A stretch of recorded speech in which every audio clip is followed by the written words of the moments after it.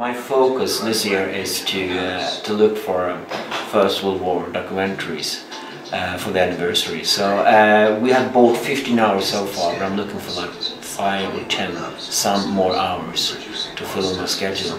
And you know, you guys were in the war, we were not. As you know, even then we were neutral, Sweden. So we were not in the war, and so there is not going to be any documentaries produced from SOT, also Sweden, but from Germany there were.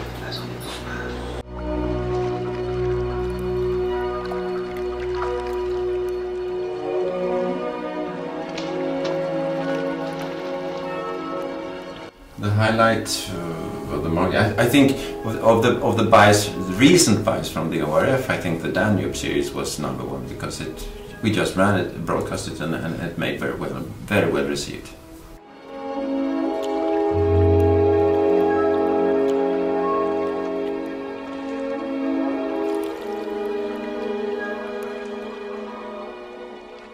We like films about the nature in Europe, which few of the Americans don't produce that kind of film. So we get to see animals and birds in Central Europe, like the hoopoe, Return of the Hoopoe, which I liked, and there are several others, and also a science film about lightning that I thought was very interesting.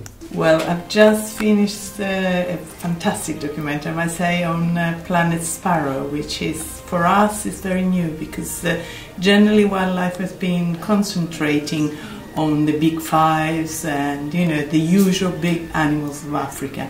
And I think the ORF, what is incredible at the moment, and that we are finding very nice, is that they are concentrated on minor animals. It's like the sort of the minority of the wildlife world, and I think that's, you know, it's very useful and it's nice because it's new. We bought is a new documentary as well on the U-Pop, and now it's the sparrow, bumblebees, and it's somehow it's training people to watch also what you have on your doorstep and minor animals which are part of the planet. I'll put on the top your format, kiddie contest.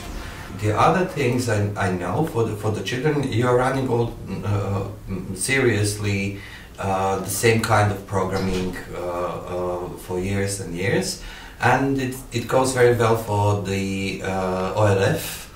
But the other language-speaking countries, they could have a problem with subtitling or dubbing your content.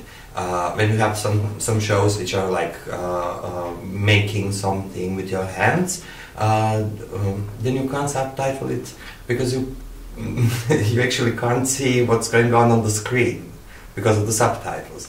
And if the people are moving very fast or talking all the time, you can't overvoice them or dub them because it's like too much of voices.